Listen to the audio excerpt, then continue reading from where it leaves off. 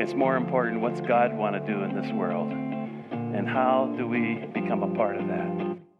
There's nothing that draws the body of Christ closer together than when we get on mission with each other in His name. Are the church, and when you start to understand, when you can grasp the power of this church, actually that is the hope of the world, that the gates of hell can't stand against it, when you start to understand that when we become broken and we become shaken and we become awake, when we become alive, God is able to do some mighty things.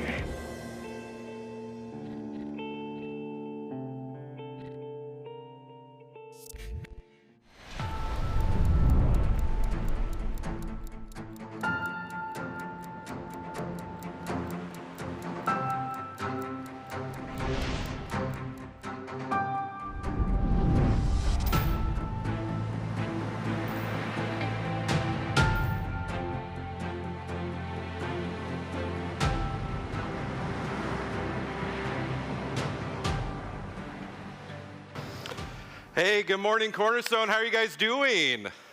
Woo, yeah. Man, the 6 o'clock crowd last night was much more livelier. No, just to introduce myself, my name is Dave Thompson, and I literally have the greatest job in the world. I'm paid to just hang out and have fun with middle school students. It's amazing. So that's what I typically do. That's who I'm normally hanging out with. So every now and then get to come hang out with like real humans, called adults. And so if you guys could do just a couple things to make me feel right at home. One, just pay absolutely no attention to anything I say. That'll make me feel like, yeah, right here. Or like if you have a plastic bottle, feel free to like crumple it up and just make as much noise as you can.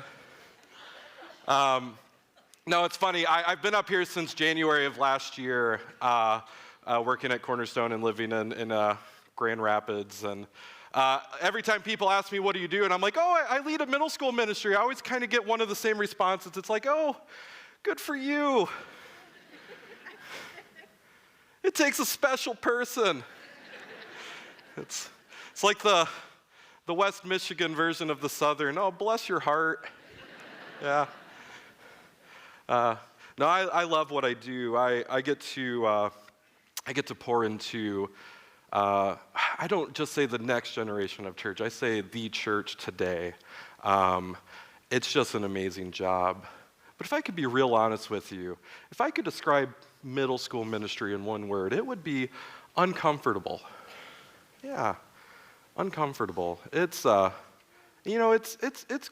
kids themselves, they're uncomfortable. Like, they could grow like 4 foot over summer, but then still sound like a 4th grader.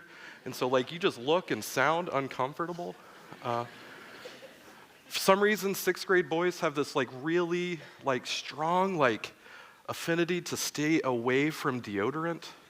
I keep telling them like one day you're gonna walk out and like there's gonna be the girl next door and it's gonna be like you saw her for the first time. It's like, wow. Like I've never seen a girl before, and then you're gonna smell something, and it's you.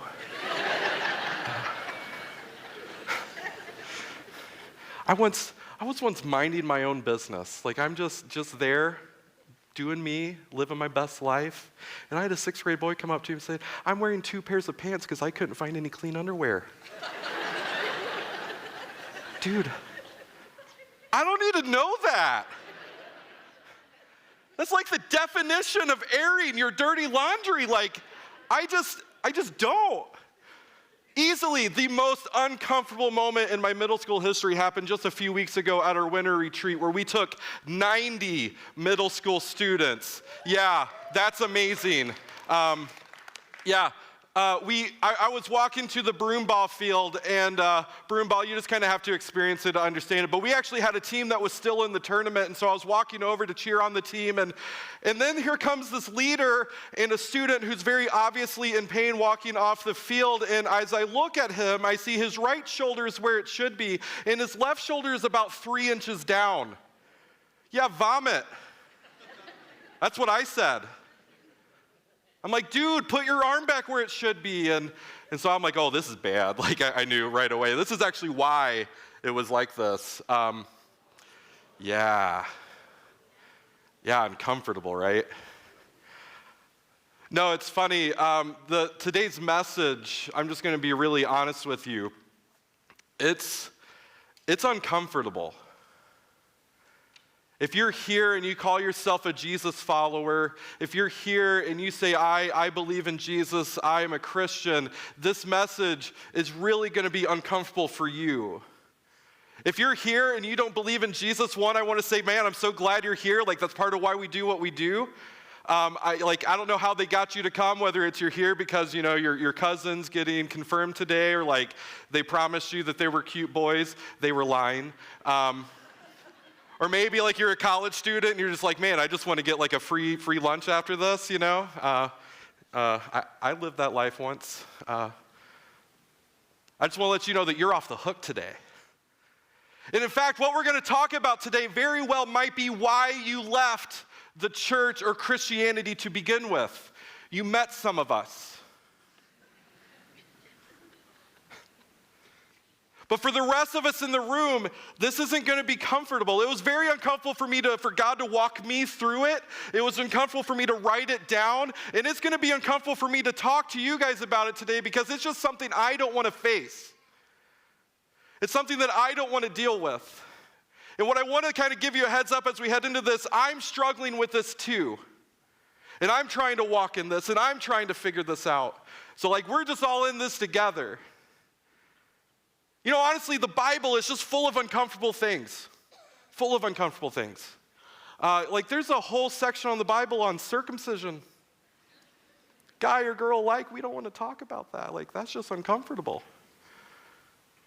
One of the most uncomfortable moments in the Bible kind of comes in at the end of Judges, and I'm not going to go into the whole story, but the short version is this. We have the Israelites who, these are people who, they were slaves, and they were promised, and they make their way into the promised land, and they've seen what God has done, and they are living in the promised land. And then fast forward a couple hundred years, and we get to the end of Judges, and it's just like the last 20 minutes of a Quentin Tarantino film.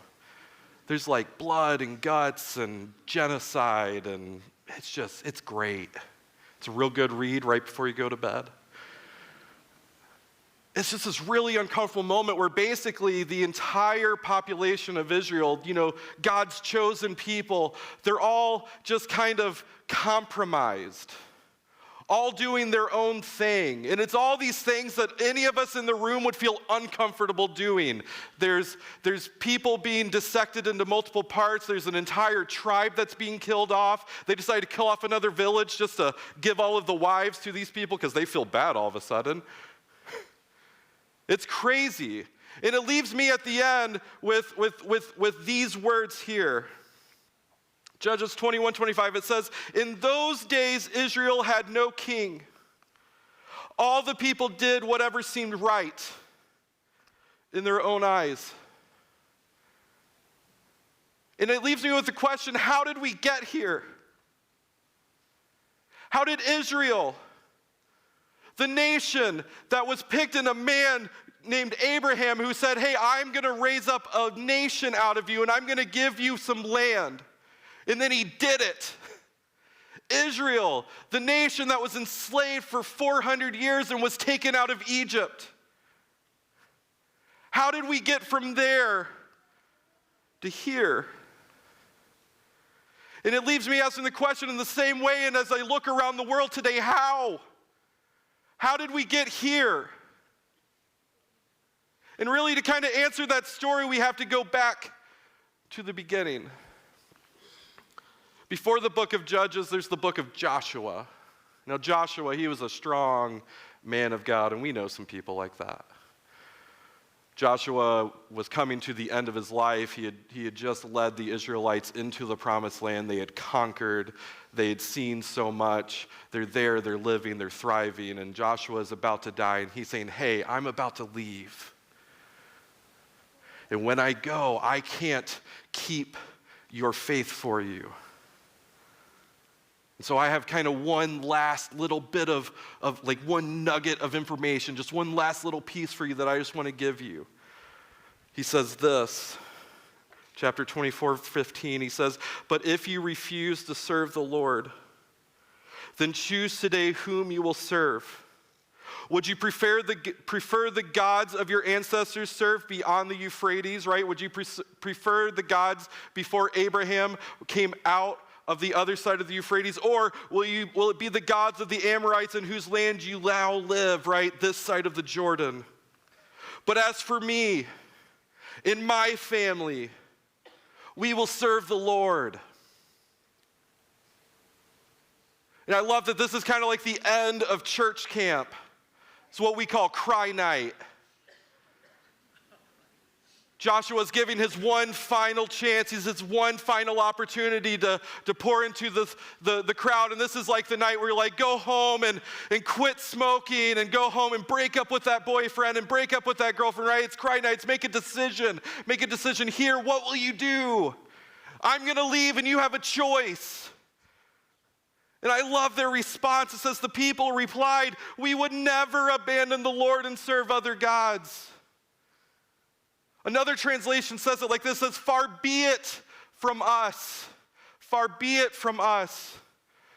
Don't worry, Joshua, far be it from us. We will never go and serve other gods. Why are they like this? Well, because they've seen it. They remember what it was like to be enslaved in Egypt. Their grandfather told them about it, how Moses came out and there were all the 10 plagues, and then eventually Pharaoh said, go. And they left and they're going and they get to the Red Sea.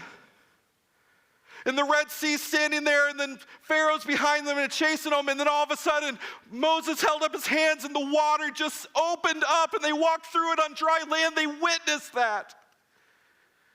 And they get over into the desert and they wander around in the desert for 40 years. There's not a lot of food in the desert, but God said, don't worry about it. I'll give you manna, which literally means, what is it? They would wake up every morning, they would go outside, and there it was. It came in with the dew. There's, what is it on the ground? And it's described as if you were to take a pastry and dip it in honey. Hello, Krispy Kreme. Hot and ready, sign on, yeah. They witnessed that. They witnessed how God preserved them through the desert. They witnessed how they get to the Jordan River, and God stopped the Jordan River so again they could walk through on dry land. They witnessed as they get to the town of Jericho, and God said, hey, here's the battle plan. Send the marching band. Just have them walk around the walls 7 times. And they saw the walls fall. I like to call these people first generation Christians. You see, we have some of them in every church. There's always first generation Christians. Somewhere at some point in time in your life, God was made very real for you. You had an experience that caused you to say, not only is Jesus my Savior, but He is the Lord of my life. I also like to call them 2 a.m. Christians. Because no matter what's going on, no matter what time of day it is, if you call them, they're going to be there. They'll pray for you. They'll pull out a lasagna out of their freezer. Look, I had this already prepped and ready for you. Just put it in the oven. The instructions are printed out on nice paper. My South is showing, I'm sorry. We always have something just to pop in the oven. These are the people who are Jesus to the bone. Every part of them, it oozes out of them. You can't interact with this person and not think, wow, there's something different about them. There's something special about them. I don't know exactly what happened for them. It hasn't happened for me, but I really like being around them.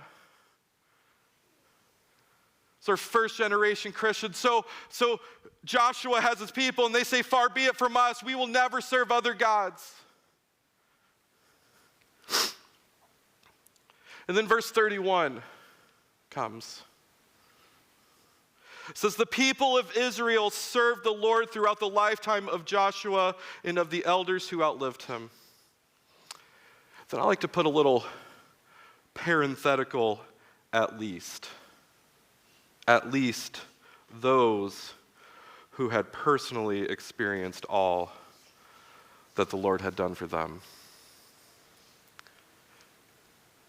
You see, there was another generation coming up behind them who hadn't experienced that.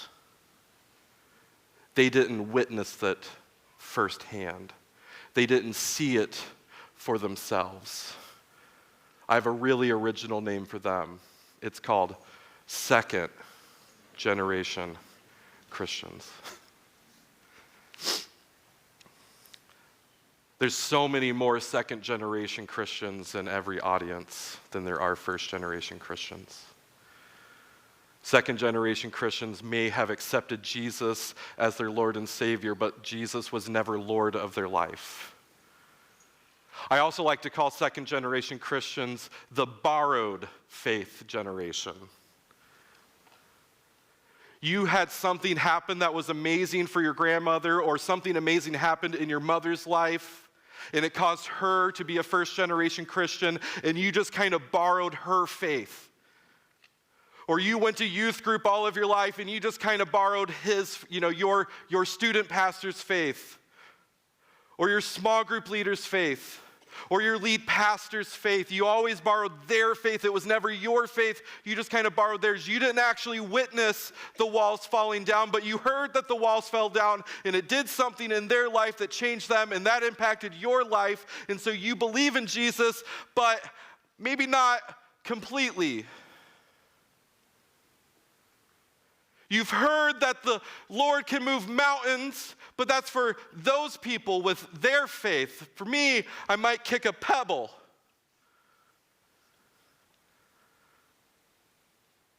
Maybe for you, you're just a little bit more comfortable. You got your get out of hell free card, you got your fire insurance, right? You're good.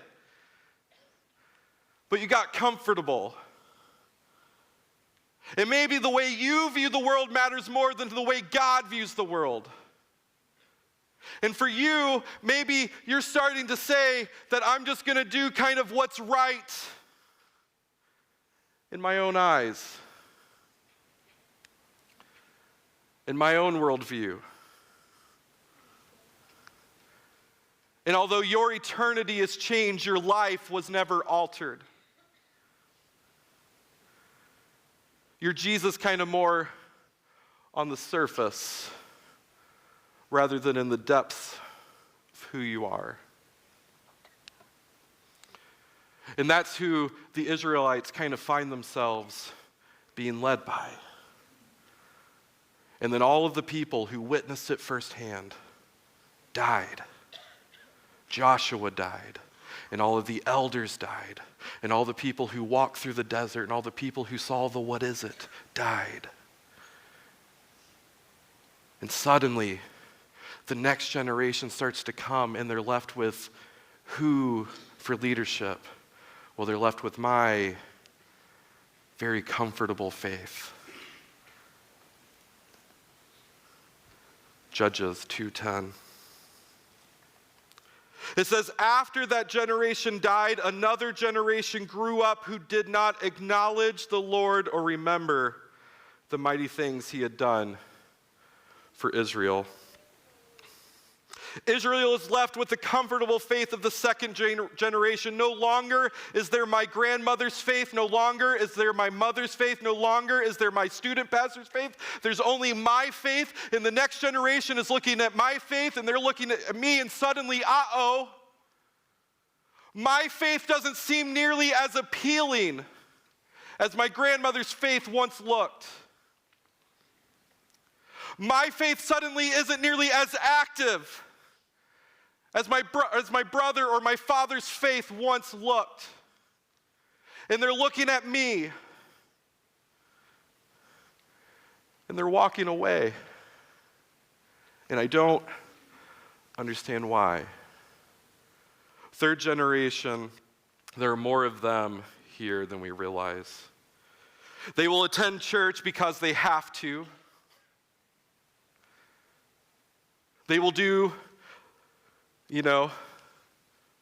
kind of the three things. They're going to show up to get hatched, matched, and dispatched, or baptized, married, and buried.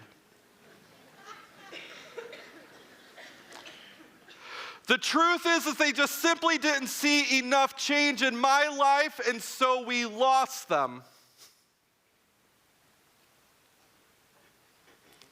So what do we do with that? How does this affect change in my life? How do we help this third generation? Well, two things, really. The first thing is this: I want you to get uncomfortable. Get uncomfortable. If you thought that your faith was a lazy boy recliner and you were never going to have to get up because you got the remote sitting right there to change the channel, you're wrong.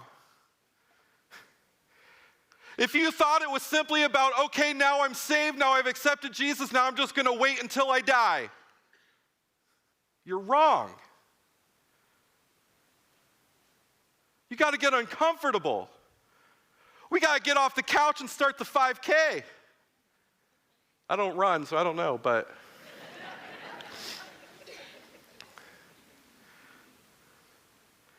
we got to stop giving a generation a boring, comfortable faith, because that's not a faith that they ever want to follow. I refuse to be comfortable.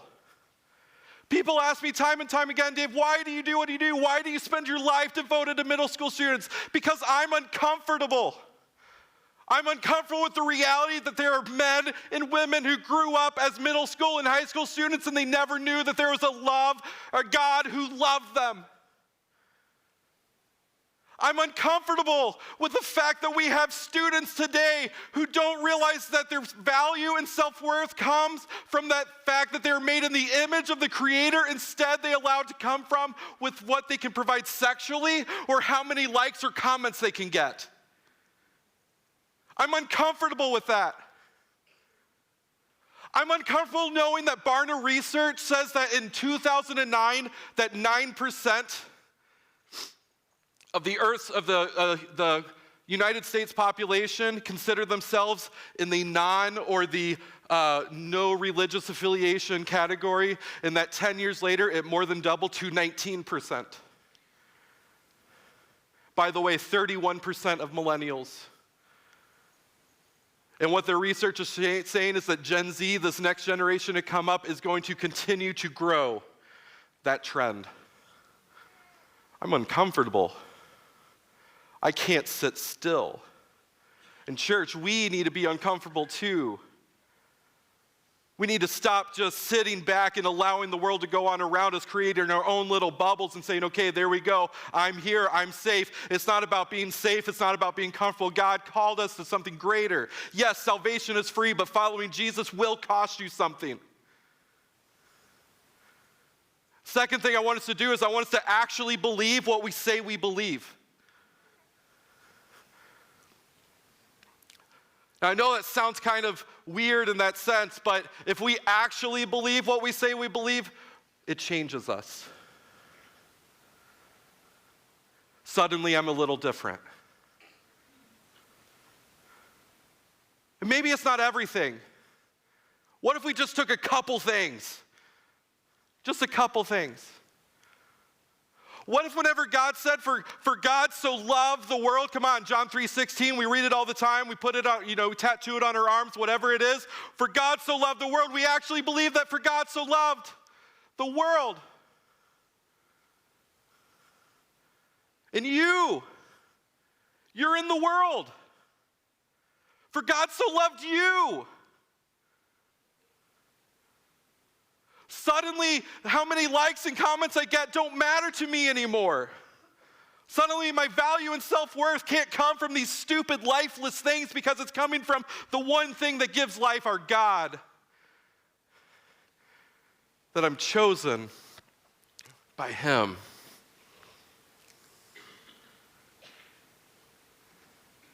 What if we chose to believe that whenever Jesus said, love your neighbor as yourself, love your enemy,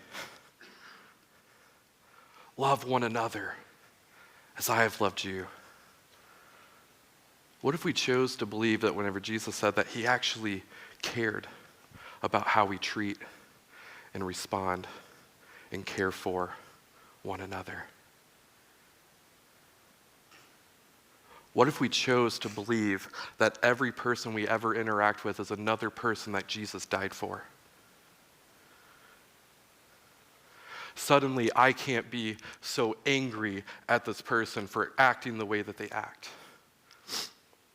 Suddenly, I can't keep my own personal opinion how I treat someone. It's not how I view someone, it's how you view someone, God. What if we actually believe that Jesus truly cares about how we spend time with each other? It'll change you. We say it, well, I believe this. Show me. Show me you believe. The word, someone gets what they deserve, should never come out of our mouth because we believe in a God who gave everything to us. How did he love one another? He died for us. How did Jesus love us? He sacrificed himself for us. We need to die to ourselves for each other.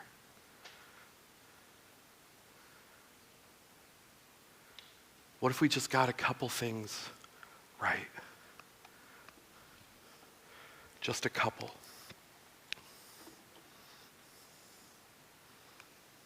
What would that look like, church? Suddenly, the jokes you say aren't so funny anymore.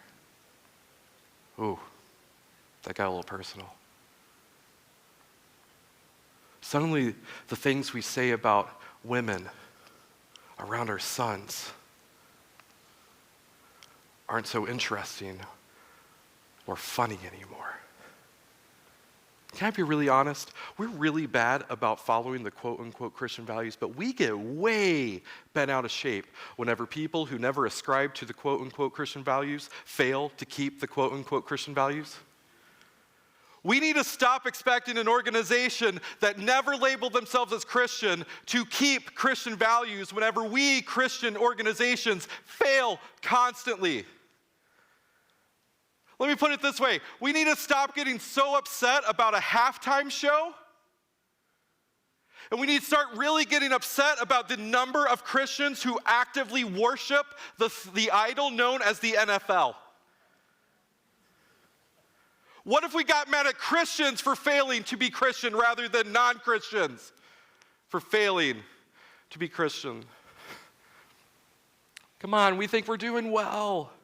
I get my kid to church when there isn't a sports conflict. I drop a $5 in the bucket every now and then. Come on, I worship my God every Sunday at 9:30 with my voice, and then I worship almost everything else the rest of the week. And I know that's uncomfortable. Hashtag sorry, not sorry, I don't care. What if we allowed it to change us? Because what's the cost? 2:11. The Israelites did evil in the Lord's sight and served the images of Baal. They abandoned the Lord, the God of their ancestors who had brought them out of Egypt. They went after other gods, worshiping the gods of the people around them, and they angered the Lord. Fourth generation Christians. They might be spiritual, but not only is Jesus not Lord, but Jesus didn't save anyone.